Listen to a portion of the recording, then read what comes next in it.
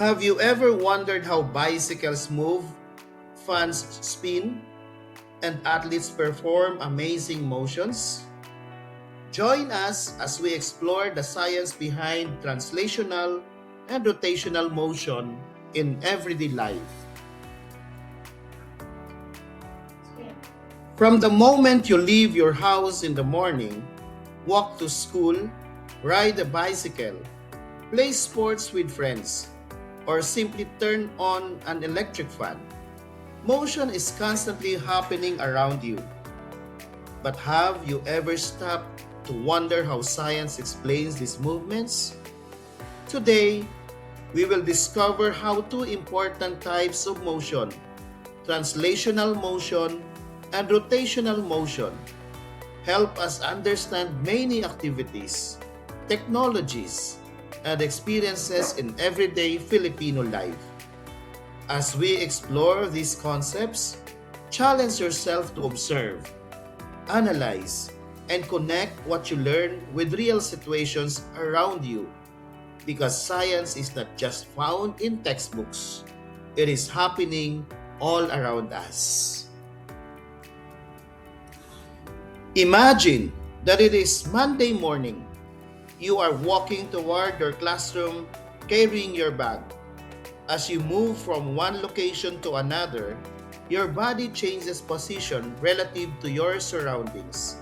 This kind of movement is called translational motion. In translational motion, an object moves from one place to another. Scientists describe this motion using linear quantities. Displacement tells us how far and in what direction we move. Velocity tells us how fast we move in a particular direction. Acceleration tells us how quickly our speed or direction changes.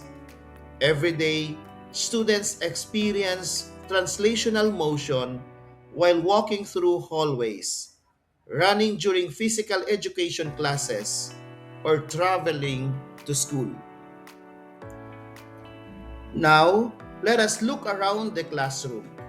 Above you is an electric fan. Unlike a student walking across the room, the fan does not move from one place to another. Instead, its blades spin around a central axis. This is called rotational motion. Rotational motion occurs when an object turns around a fixed point or axis. Scientists use angular quantities to describe this kind of movement. Angular displacement tells us how much rotation has occurred.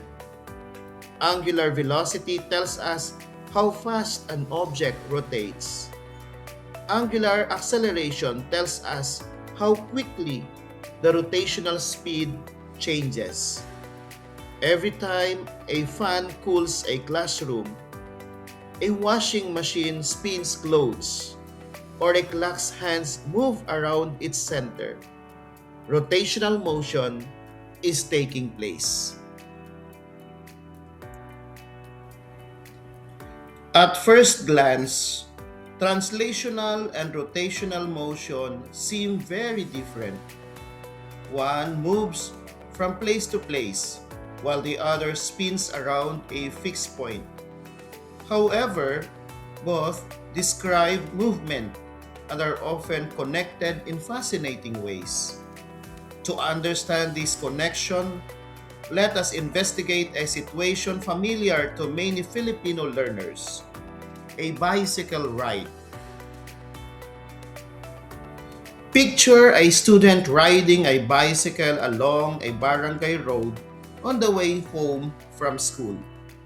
What motions can you observe?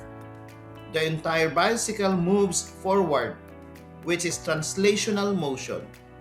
At the same time, the wheels rotate around their axles, which is rotational motion. Both motions happen together. Without the wheels rotating, the bicycle cannot move forward.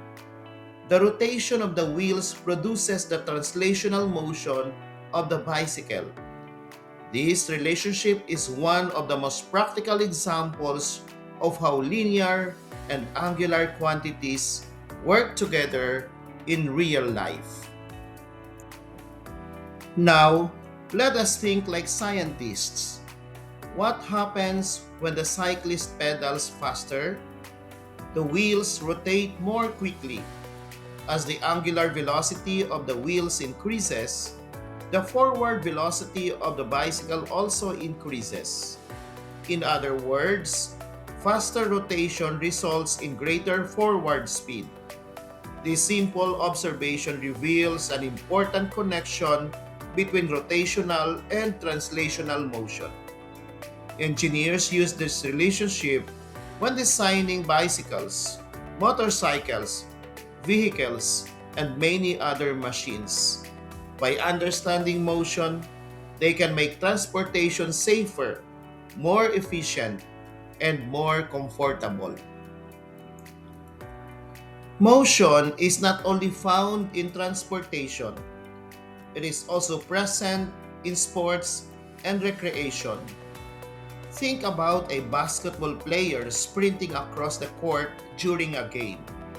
The player demonstrates translational motion while moving toward the basket. At the same time, the player's arms rotate while dribbling, passing, or shooting the ball. The basketball itself rotates as it travels through the air. In volleyball, a player jumps upward, demonstrating translational motion while rotating the shoulder and arm to spike the ball.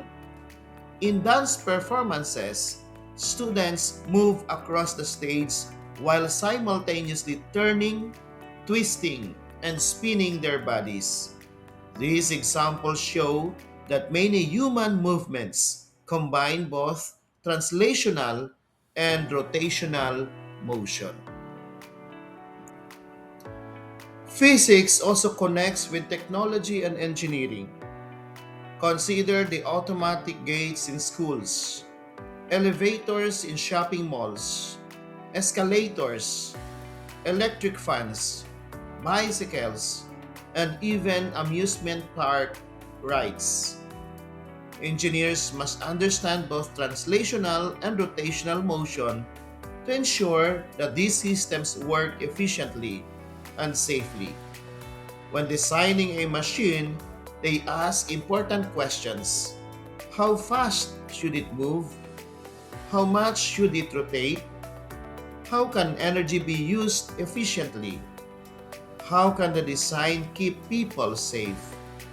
Answering these questions requires scientific knowledge, creativity, and critical thinking.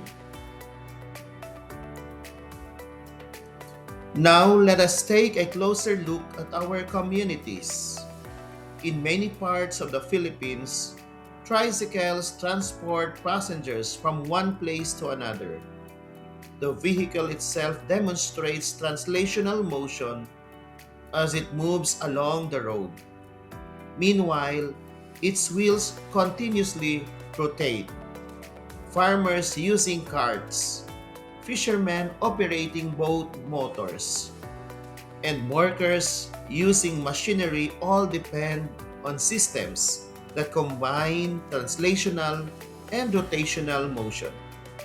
Science helps us understand how these technologies improve productivity and make daily life easier. As learners in the 21st century, understanding science is not only about memorizing concepts. It is about developing skills that help us solve problems and make informed decisions. When you observe motion around you, you practice critical thinking.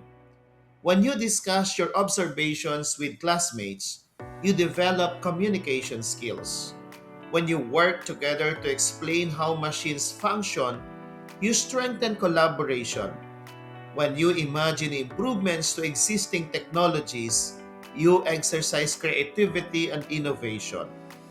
These are the same skills needed by scientists. engineers, designers, and future leaders. Let us try a challenge. Imagine that your school wants to create a safer bicycle parking area. Using your understanding of translational and rotational motion, how would you improve the design? Would you create better wheel locks? Would you redesign the parking spaces to make movement easier? Would you develop a system that prevents bicycles from rolling accidentally? There may be many possible solutions. This is the beauty of science. It encourages us to ask questions, investigate possibilities, and develop innovative ideas that address real world needs. As we conclude, remember that translational motion describes movement from one location to another and is measured using displacement, velocity, and acceleration. Rotational motion describes movement around an axis and is measured using angular displacement, angular velocity, and angular acceleration. Although these motions are different, they often occur together in the objects, technologies, and activities we encounter every day, from bicycles and electric fans to sports, transportation, and community life. Understanding these concepts allows us to better appreciate the science that shapes our world. Thanks for watching. Don't forget to like, share, and subscribe for more exciting science lessons. See you in our next video.